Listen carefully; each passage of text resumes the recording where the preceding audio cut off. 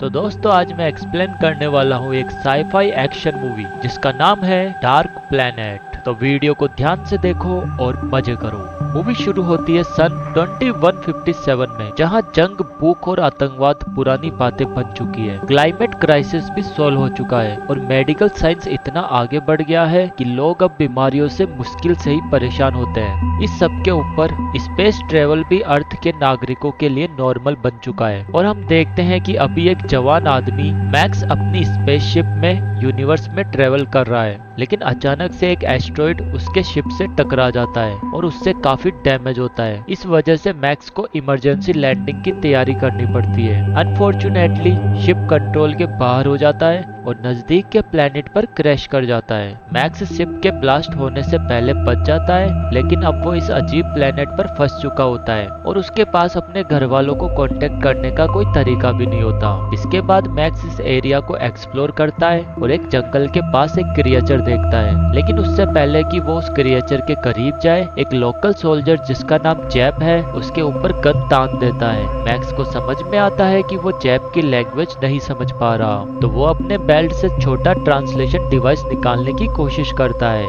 लेकिन जैप को लगता है कि मैक्स कुछ गलत कर रहा है, तो वो उसके बेल्ट पर गोली मार देता है। जैप उससे गिरफ्तार कर लेता है और सबसे नजदीक शहर ले जाता है। वहाँ मैक्स हैरान हो जाता है जब वो देखता है कि शहर अर्थ का एक अंधेरा और प्राचीन वर्जन लग रहा है, यानी कि वो शहर अर्थ का ही एक वर्जन है। जैप उसे एक लैब में छोड़ देता है जहां साइंटिस्ट मैक्स के सर पर एक अजीब हेलमेट लगाते हैं। ये डिवाइस मैक्स के दिमाग को पढ़ता है और वो उसे इंट्रोगेट करते हैं, लेकिन फिर भी वो नहीं मानते कि मैक्स एलियन है, इसलिए उसे मेंटल हॉस्पिटल भेजने का फैसला करते हैं जो राजधानी में है। एक सोल्जर जिसका नाम गाय गाल है, उसे मैक्स को राजधानी तक ले जाने की जिम्मेदारी दी जाती है। तभी मैक्स को एक अजीब रेडिएशन का एहसास होता है और वो देखता है कि सब लोग उसके आसपास है। वो लोग एकदम देशभक्ति से भरे हुए होते हैं और सरकार के प्रति अपनी वफादारी की कसम खाते हैं। ऐसा लगता है कि रेडिएशन ने उन लोगों को हाइपर नेशनलिज्म में डाल दिया हो।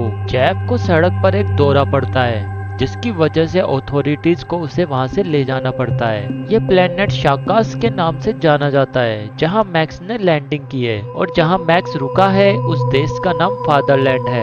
ये देश एक मिलिट्री की तानाशाही के अंदर चलता है जिसे कुछ लोग जो अननोन फादर्स कहलाते हैं चलाते हैं। ये अननोन फादर्स रेडिएशन टावर्स का इस्तेमाल करते हैं ताकि लोग देशभक्ति में खो जाए और सरकार अपना पूरा कंट्रोल बनाए रख सके। ये रेडिएशन सबको राष्ट्रवादी भावनाओं में डाल देती है, लेकिन कुछ लोग इस रेडिएशन से मिर्गी के दौरे भी एक्सपीरियंस करते हैं। ऐसे लोगों को डीजनरेट्स कहा जाता है और सरकार की नजर में वो दुश्मन होते हैं। रेडिएशन गुजर जाने के बाद गाय मैक्स को एक कॉन्वे के साथ राजधानी ले जाता है। रास्ते में मैक्स हर जगह थोड़ी दूर पर बड़े बड़े टावर्स देखता है और उन्हें देखकर हैरान हो जाता है। गाय समझाता है कि ये टावर्स रिबल्स के अटैक के टाइम बचाव के कारण बनाए गए हैं। अचानक एक एक्सप्लोजन एक टावर के बेस को उड़ा देता है और टावर रास्ते पर गिर जाता है। इसके मलबे में काफी लोग मर जाते हैं और कॉन्वे भी तबाह हो जाता है। एक बड़ी लोहे की रोड से मैक्स के कंपार्टमेंट में छेद हो जाता है और गाय मलबे के नीचे दब जाता है। लकीली मैक्स फौरन मदद करता है और गाय को बचाता है। इस हादसे के बाद गाय के पास और कोई ऑप्शन नहीं होता और वो मैक्स को पैदल ही राजधानी ले जाता है। इस बीच मैक्स, जो कि इस प्लेनेट पर एक आउटसाइडर है, उसके आने की news already high ranking official तक पहुंच जाती है। डिपार्टमेंट ऑफ स्पेशल रिसर्च के हेड स्ट्राइकर बहुत क्यूरियस हो जाते हैं और अपने एम्प्लॉय फंक से कहते हैं कि वो इस अजनबी को उनके ऑफिस ले आए। दूसरी तरफ गाय मैक्स को अथॉरिटीज के हवाले करके अपने पोस्ट पर वापस चला जाता है। मैक्स को एक खतरनाक फैसिलिटी में रखा जाता है जहां उन्हें एक टैंक में डाला जाता है ताकि उनके दिमाग की और ज्यादा जांच की जा सके, लेकिन इस बीच फंक आ जाता है और मैक्स को वहां से ले जाता है। इसके बाद गवर्नमेंट बिल्डिंग में स्टेट प्रोसिक्यूटर ओमनिक अपने एम्प्लॉय को मैक्स पर नजर रखने के लिए कहता है। ओमनिक रेडिएशन के टाइम दौरे महसूस करता है, इसलिए वो हर बार रेडिएशन के टाइम प्राइवेट में छुप जाता है। इस बीच फंक जब मैक्स को अपनी गाड़ी में ले जा रहा होता है तो उसे भी एक दौरा आता है, लेकिन मैक्स जो अर्थ से है उसे इस रेडिएशन का कोई असर नहीं होता। वो इस मौके का फायदा उठाकर वहाँ से भाग जाता है। दूसरी तरफ एक सीक्रेट गवर्नमेंट बिल्डिंग में अननोन फादर्स की मीटिंग होती है। पता चलता है कि स्ट्राइकर और ओमनिक भी इस डिक्टेटरशिप का हिस्सा है। मीटिंग में वो एक फादर को सजा देते हैं जो पब्लिक मिस्टेक कर चुका था और उसे तुरंत मार दिया जाता है, जो ये दिखाता है कि ये अपने लोगों के साथ भी कितने रूथलेस है। मैक्स भागते हुए एक बार में पहुंचता है जहां उसकी मुलाकात एक वेट्रेस राडा से होती है। राडा इतनी खूबसूरत होती है कि मैक्स तुरंत उस पर फिदा हो जाता है। अपने गुड लुक्स और चार्म का इस्तेमाल करते हुए मैक्स उससे बात करने में सफल हो जाता है। दिन भर बातचीत करने के बाद ये पता चलता है कि राडा गाय की बहन है। जब राडा को पता चलता है कि मैक्स उसके भाई को जानता है तो वो उसे अपने घर बुला लेती है। जब गाय घर आता है तो वो मैक्स को देखकर चौंक जाता है। पहले तो वो मैक्स को गिरफ्तार करने की कोशिश करता है, लेकिन मैक्स उसे याद दिलाता है कि कैसे उसने उसकी जान बचाई थी। धीरे धीरे गाय का मन बदल जाता है और वो मैक्स को वहाँ रहने की इजाजत दे देता है, लेकिन मजाक में कहता है कि मेरी बहन से दूर रहो। मैक्स जवाब देता है कि कोई भरोसा नहीं है। कुछ दिन गुजर जाते हैं और मैक्स फादरलैंड के कल्चर के बारे में काफी कुछ सीख लेता है। उसे पता चलता है कि यहाँ के लोगों को स्पेस और दूसरे प्लैनेट्स के बारे में कुछ भी नहीं पता।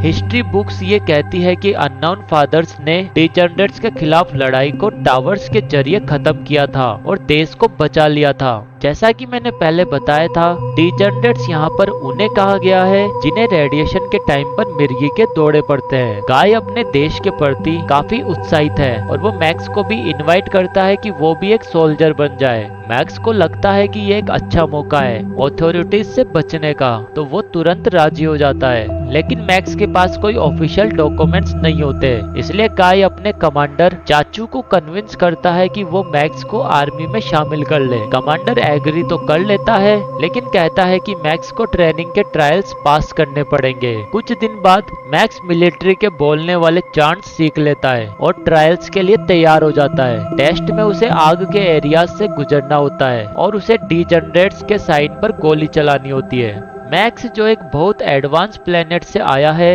इन सिंपल एक्सरसाइज में बाकी सबसे आगे निकल जाता है और टेस्ट को आसानी से पार कर लेता है। घर पर मैक्स और गाय के बीच दोस्ती गहरी हो जाती है और वो अक्सर अपने टाइम को एक दूसरे से बात करते हुए बिताते हैं। साथ ही मैक्स और राडा के बीच रोमांटिक केमिस्ट्री भी डेवलप हो जाती है और ऐसा लगता है जैसे मैक्स अपनी नई जिंदगी का पूरा मजा ले रहा है। कुछ ही वक्त बाद मैक्स को आर्मी से एक्सेप्टेंस लेटर मिलता है और उसे तुरंत एक मिशन पर जाना पड़ता है। ये मिशन एक रेड होता है जो रिबेल लैंड्स में किया जाता है। मिशन के दौरान सोल्जर्स एनिमी बिल्डिंग में घुसकर बहुत बुरी तरीके से लोगों पर अटैक करते हैं। वो बिना सोचे समझे बॉम्ब्स का इस्तेमाल करते हैं और वहाँ के लोकल लोगों की भी परवाह नहीं करते और रास्ते में लोगों के साथ बुरा बर्ताव भी करते हैं। मैक्स ये देखकर हैरान हो जाता है क्योंकि जिन्हें रिबेल्स कहा जाता है वो बस डर से भरे हुए कुछ आम इंसान होते हैं। वो तुरंत अपनी बंदूक गिरा देता है, लेकिन मजबूरन उसे देखना पड़ता है कि काफी सारे इंसानों को बेशर्मी से गिरफ्तार किया जाता है। बाद में चाचू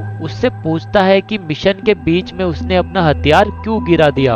मैक्स जो कि दूसरे प्लेनेट से है समझाता है कि जब उसने डिजेनरेट शब्द सुना था तो उसने सोचा था कि उसे किसी जानवर जैसे क्रिएचर्स के साथ लड़ना होगा, ना कि गरीब नागरिकों के साथ। लेकिन कमांडर फिर भी इस बात की कोई परवाह नहीं करता। बाद में राजधानी में फादर्स रिबेल्स का ट्रायल करते हैं और उन पर तेज रोशनी डालते हैं। कुछ कैदी बिल्कुल भी बगावत नहीं करते, लेकिन कुछ लोग जोर से चिल्लाते हैं कि फादर्स ने कई निर्दोष लोगों को मार दिया है। कैदियों के एटीट्यूड के हिसाब से कुछ को डेली काम करने के लिए भेजा जाता है, जबकि कुछ को सीधा फांसी दी जाती है। मैक्स को ये सब देखना पड़ता है और वो पूरी तरह से शौक में आ जाता है। काम के बाद मैक्स गाय को समझाने की कोशिश करता है कि ये सब गलत है, लेकिन गाय पूरी तरह से अपनी गवर्नमेंट के प्रोपोगेंडा में अपना दिमाग खो चुका होता है। उस रात दोनों को चाचू के ऑफिस बुलाया जाता है कुछ सवाल करने के लिए। कमांडर मैक्स से अपनी लॉयल्टी साबित करने के लिए कहता है और उसे जंगल ले जाता है जहां 2 रिबेल्स को मौत की सजा मिली होती है। चाचू मैक्स को कहता है कि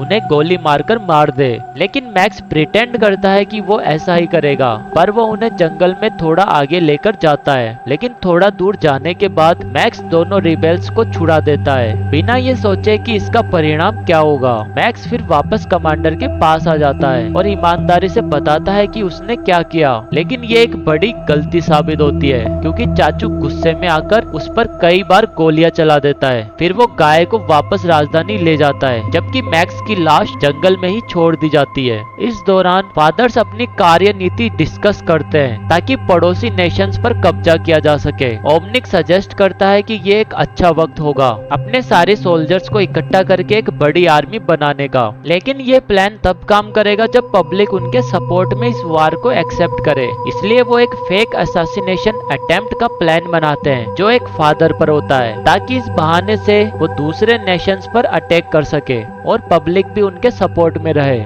उस रात जंगल में रिबेल्स मैक्स को बेहोश अवस्था में पाते हैं। उन्होंने गनशॉट्स की आवाज काफी देर पहले सुनी थी और वो ये देखकर चौंक जाते हैं कि मैक्स अब तक जिंदा होता है। उसके बाद वो मैक्स को अपने बेस में ले जाते हैं और उसका ध्यान रखते हैं। जब मैक्स होश में आता है तो वो अर्थ के मेडिकल टेक्नोलॉजी के बारे में बताता है जो उनके सिटीजन्स को किसी भी प्रकार के घाव से जल्दी रिकवर करने में मदद करती है। और वो ये भी रिवील करता है कि मैक्स को सिर्फ तभी मारा जा सकता है जब उसके सर में सीधा गोली लगे। इसी बीच रिबेल्स बताते हैं कि फादर्स एक किस्म के डिक्टेटर्स हैं जिन्होंने ताकत से पावर लिया है और वो टावर्स रक्षा के लिए नहीं है बल्कि रेडिएशन का यूज करके लोगों का दिमाग कंट्रोल करने के लिए है। और इसी वजह से लोग दिन में 2 बार राष्ट्रवादी भावनाओं में चले जाते हैं। ये सब सुनने के बाद मैक्स को समझ आता है कि फादरलैंड की सरकार कितनी मैनिपुलेटिव बन गई है। इसलिए वो रिबेल्स के साथ मिल जाता है ताकि वो सब मिलके फादर्स को हरा सके और वहाँ के नागरिकों को उनकी रेडिएशन की कैद से आजादी दिलाई जा सके। कुछ रातों बाद मैक्स और रिबेल्स एक फेंस काटकर उस टेरिटरी में घुस जाते हैं जहाँ एक बड़ा टावर है। रिबेल्स गार्ड पर फायर करते हैं और उस वजह से अलार्म बज जाता है। मैक्स बिना गोली से डरे हुए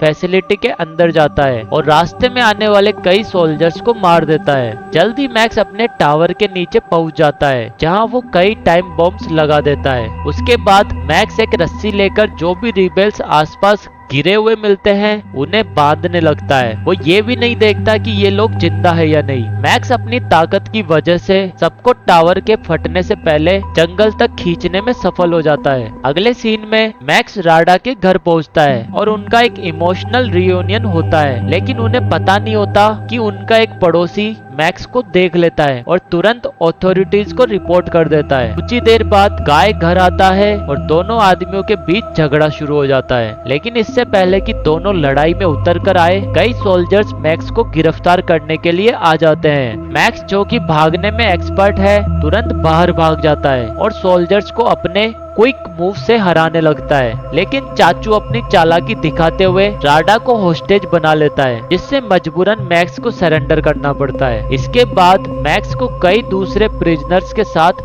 जेल में डाल दिया जाता है जिसमें जेफ और एक रिबेल होता है जिसका एक लोहे का हाथ होता है। इस बीच स्ट्राइकर उमनिक से मिलता है जो री एजुकेशन प्रोग्राम का इंचार्ज होता है। स्ट्राइकर चाहता है कि उमनिक मैक्स को रिलीज कर दे ताकि वो मैक्स की अच्छे से स्टडी कर सके। कई इंटेंस बातचीत के बाद दोनों एक डील पर पहुंचते हैं, लेकिन जब उमनिक अकेला होता है और मैक्स का प्रोफाइल देखता है तो उसे पता चलता है कि मैक्स को कभी भी दौरे नहीं पड़ते। ये जानकर उमनिक लालच में आ जाता है और उससे ये पावर खुद के लिए चाहिए होती है, क्योंकि हमने कहानी में पहले देखा था कि उमनिक को भी रेडिएशन से दौरे पड़ते हैं। इसलिए वो अपने एम्प्लॉइज को मैक्स को किडनैप करने का ऑर्डर देता है और उन्हें कहता है कि ये लगना चाहिए कि मैक्स अपने आप गायब हुआ है और ये बात किसी को भी पता नहीं चलनी चाहिए। अगली सुबह मैक्स और बाकी कैदियों को भेजा जाता है ताकि वो रात की झड़प के दौरान छोड़े गए हथियार को उठा ले, और ये सारा उमनिक का प्लान होता है। वो ऐसा ही करते हैं और वो देखते हैं कि अचानक उनकी तरफ कई किलर रोबोट्स आ रहे हैं। ग्रुप को कुछ अजीब लगता है